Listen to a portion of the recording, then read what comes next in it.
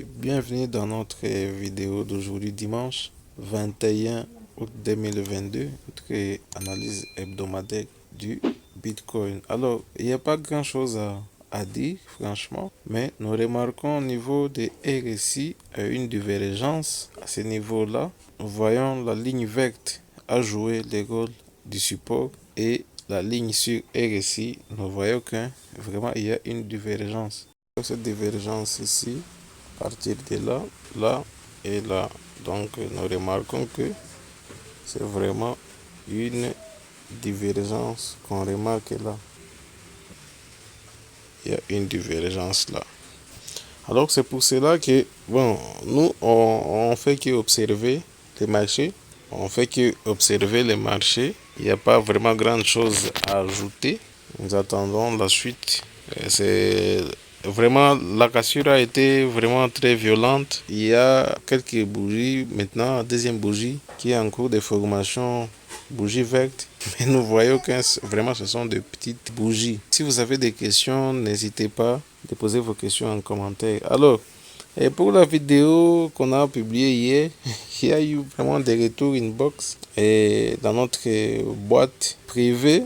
Bon, des questions demandant est-ce que, bon, on dit que en investissant sur les sites, donc les Ponzi, on peut perdre. Est-ce qu'en crypto-monnaie, on ne peut pas perdre? Bon, une fois on a fait des recherches sur un projet, et une fois on sait dans quel projet on investit son argent. Et en crypto-monnaie, il y a ce qu'on appelle et ce qu'on dit souvent, si vous n'avez pas vendu, donc vous n'avez pas encore perdu. Par exemple, je peux le montrer pour ceux qui avaient acheté par exemple le Bitcoin à ce niveau ici, à 66 800 $. Ceux qui avaient acheté Bitcoin à ce niveau-là, tant qu'ils n'ont pas encore vendu, donc ils n'ont pas encore perdu. Parce que probablement, les marchés dépassera les prix dans les futurs. On ne sait pas en quelle année, mais vraiment, c'est vraiment une probabilité. Les prix viendra et cassera l'ancien ATH, l'ancien plus haut du prix. Et c'est la différence entre les Ponzi et la crypto-monnaie. Par exemple, ceux qui avaient acheté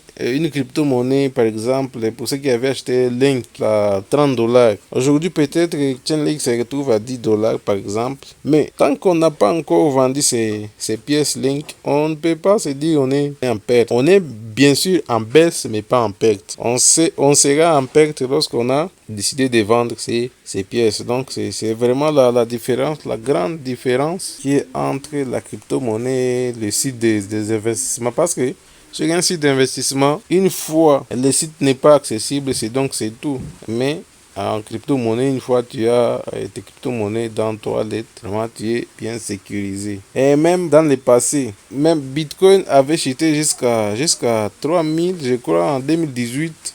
Bitcoin était à combien? 3000 $ si je ne me trompe pas. À 3000 $. Ici, nous remarquons que Bitcoin, les sommets étaient à 1665 $ par exemple ici. Mais il y a ceux qui avaient acheté à ces prix-là. Mais par après, il y a eu bear market. Les prix avaient chuté jusqu'à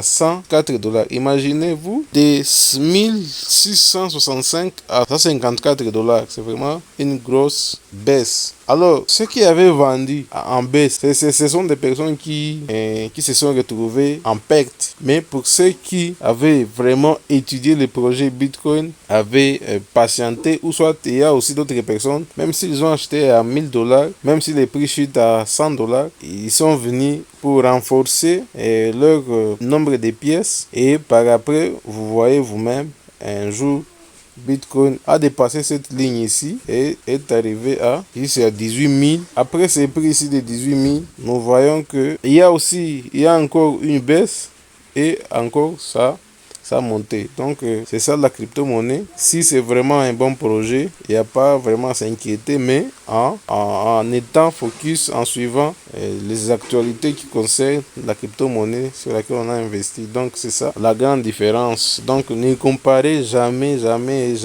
la crypto-monnaie avec le site de Ponzi. Il y a des gens qui disent Dans toute chose, il y a des risques. Bien sûr, dans toute chose, il y a des risques, mais il faut vraiment mesurer des risques. Moi-même, j'ai des crypto-monnaies que j'avais achetées avant le début du bear market. Bon, je les garde parce que moi, personnellement, j'avais pas beaucoup d'expérience.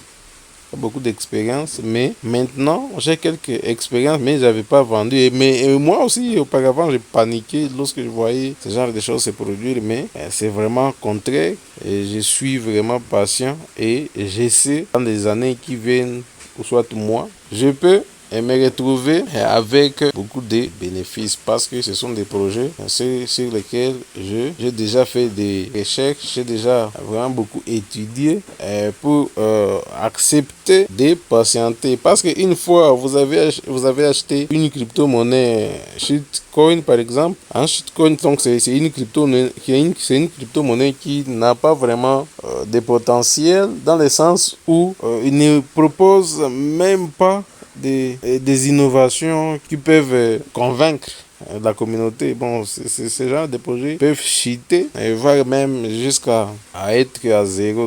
Donc, heureusement, et j'avais pas de shitcoin, j'avais des bonnes crypto-monnaies. Maintenant, je patiente. N'hésitez pas de partager cette vidéo, de liker et surtout, si vous avez des questions, continuez toujours à les poser car nous sommes et nous serons toujours là pour essayer de vous faire comprendre cette nouvelle technologie qui est vraiment bien sûr nouvelle pour nous tous, mais on essaie de creuser en profondeur pour vous partager ce qu'on est en train de découvrir. Alors, n'hésitez pas de partager ce que vous savez aussi en commentaire. Sinon, on vous souhaite une bonne suite sur notre chaîne.